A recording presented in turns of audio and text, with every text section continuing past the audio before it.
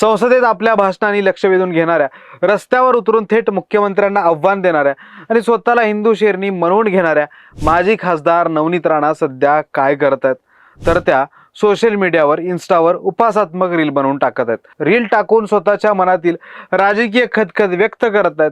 ज्या राणा दाम्पत्याला महाविकास आघाडी सरकारच्या काळात प्रचंड डिमांड असायची, हनुमान चालिसावरून तत्कालीन मुख्यमंत्री उद्धव ठाकरेंच्या हिंदुत्वावर प्रश्न विचारले, विरोधी पक्षनेते म्हणून स्वतः देवेंद्र फडणवीसही राणांच्या मदतीला धावून जायचे. पुढे लोकसभा निवडणुकीत नवनीत राणांना हिंदू शेरनी म्हणून पोर्ट्रेट करण्यात आलं.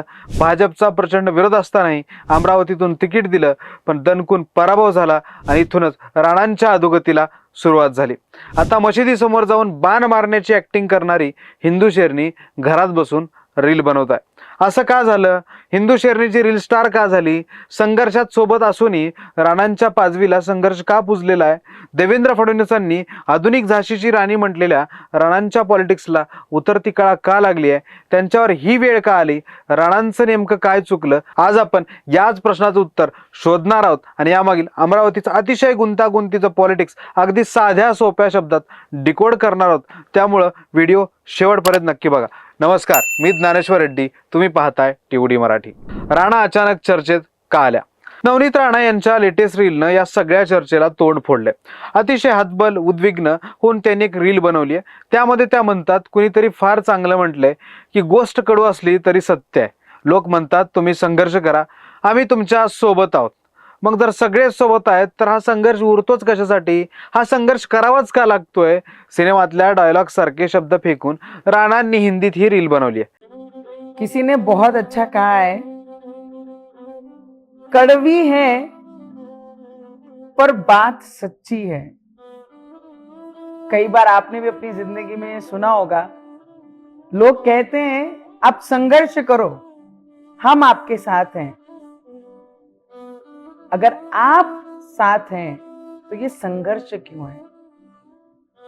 सोचना जरूर. पण ही निव्वळ एक रील नाही, यामधून राणा मेसेजिंग करतात. समजने वालों को इशारा काफी है म्हणत इशारा देतात. समझदार को इशारा काफी है. राजकारणात येण्याआधी राणा सिनेमात काम करायच्या, त्यामुळं अत्यंत प्रभावीपणे त्या रीलमध्ये डायलॉग म्हणतात. पद, सत्ता आणि संधी मिळण्याची वेळ येते तेव्हा सोबत कोणीच नसतं, हे त्यांच्या संघर्षामागचं खरं दुखणं आहे. पण आक्रमक विरोधी पक्षावर, नेत्यांवर तुटून पडणाऱ्या हिंदू शेरणीला पॉलिटिकल मैदान सोडून इन्स्टावर अप्रत्यक्षपणे टोमणे मारणाऱ्या, समजने वालों को इशारा देणाऱ्या रील का बनवाव्या लागत आहेत, हे समजून घेण्यासाठी आपल्याला थोडं राणांच्या इतिहासात जावं लागणार आहे. राणांचा इतिहास काय सांगतो? महाविकास आघाडी सरकारच्या काळात हनुमान चालिसा पठणाच्या मुद्द्यावरून राणा यांनी तत्कालीन मुख्यमंत्री उद्धव ठाकरे यांना थेट आव्हान दिलं होतं. त्यावेळी त्यांनी घेतलेली आक्रमक भूमिका आणि त्यानंतर झालेली अटक, या सर्व घटनांमधून त्यांनी स्वतःची हिंदू शेरनी अशी एक अत्यंत आक्रमक प्रतिमा निर्माण केली होती.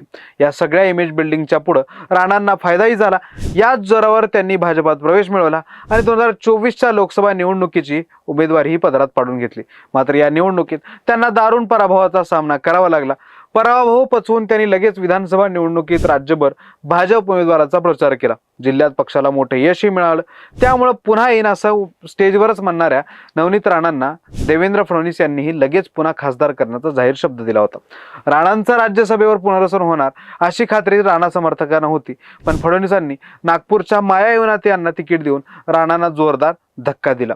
या धक्क्यातून सावरत असतानाच त्यांनी संघर्ष करणं माझ्यासाठी नवीन नाही, मी कोणत्याही वळणावरून नवीन सुरुवात करू शकते अशी रील बनवली.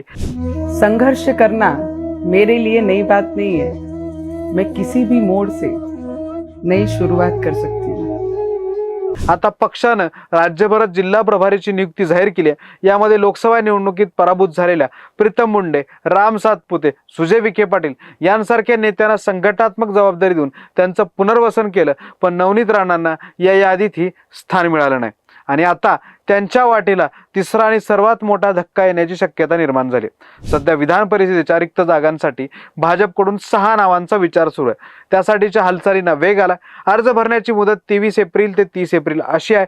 रिक्त होणाऱ्या जागांमध्ये संदीप जोशी, दादाराव कुचे या विदर्भातील 2 आमदारांचा समावेश आहे. त्यापैकी एका जागेवर अमरावती विभागातील नावाचा विचार सुरू असल्याचं सूत्रांकडून कळते. पण आताही नवनीत राणा यांच्याऐवजी वर्ध्यातून पराभूत झालेले माजी खासदार रामदास तडस यांच्या नावाची चर्चा सुरू आहे. इथेही राणांच्या नावाची चर्चा नाही. याच पार्श्वभूमीवर राणांची ही नवी रील आता चर्चेत आली आहे. हिंदू शेरणीवर ही वेळ का आली? भाजप सारख्या हिंदुत्वादी पक्षात हिंदू शेरणीवर ही वेळ का आली किंवा आणली गेली याचं सगळ्यात मोठं कारण हे अमरावती महापालिकेच्या राजकारणात दडलेलं आहे. नवनीत राणा या भाजपच्या नेते आहेत. त्यांचे पती रवी राणा यांचा युवा स्वाभिमान हा एक स्थानिक पक्ष आहे. म्हणजे नवरा एका पक्षात आणि बायको दुसऱ्या पक्षात.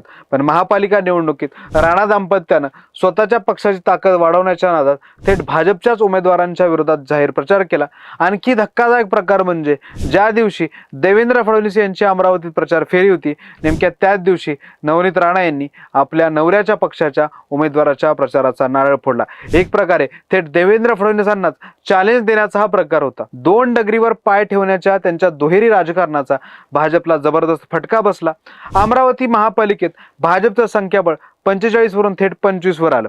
पक्षाचे 12 ते 13 उमेदवार हे केवळ राणा दाम्पत्यांच्या भूमिकेमुळे पराभूत झाले. यामुळं राणा दाम्पत्याविरोधात स्थानिक पातळीवर प्रचंड असंतोष निर्माण झाला. भाजपशी गद्दारी केल्याचे आरोप झाले. अमरावती मधली भाजपची जुनी आणि निष्ठावान मंडळी प्रचंड संतापली. खासदार अनिल बोंडे, माजी मंत्री प्रवीण पोटे पाटील यांच्याशी सर्व पराभूत आणि विजयी नगरसेवकांनी थेट मुख्यमंत्र्याकडे आणि दिल्लीतील पक्षश्रेष्ठींकडे तक्रारीचा पाडा वाचला. नवनीत राणामुळेच आमचा पराभव झाला असून त्यांची पक्षातून हक्कलपट्टी करावी अशी मागणी पत्राद्वारे करण्यात आली. एवढंच नाही तर महायुतीतील मित्रपक्ष असलेल्या शिंदे सेना आणि राष्ट्रवादी काँग्रेसच्या अजित पवार गटाचाही स्थानिक पातळीवर राणांना प्रचंड विरोध होता. राणांच्या इमेजला शेवटचा धडा. स्थानिक नेत्यांचा रोष आणि वरिष्ठांचा बडगा नुकताच परतवाडा प्रकरणातही दिसून आला. जिल्ह्यातील परतवाडा येथे घडलेल्या प्रकरणावरून नवनीत राणा आणि काँग्रेस नेते विजय वडेट्टीवार यांच्यात जोरदार शाब्दिक युद्ध रंगलं होतं. वडेट्टीवारांनी राणांना विश्वली म्हटलं तर राणांनी त्यांना चिल्लर म्हटलं. हे प्रकरण चिघळत असल्याचं पाहून महसूल मंत्री आणि अमरावतीचे पालकमंत्री चंद्रशेखर बावनकुळे यांनी थेट हस्तक्षेप केला. त्यांनी उघडपणे नवनीत राणा आणि डॉक्टर अनिल बोंडे यांना जाहीरपणे सुनावलं.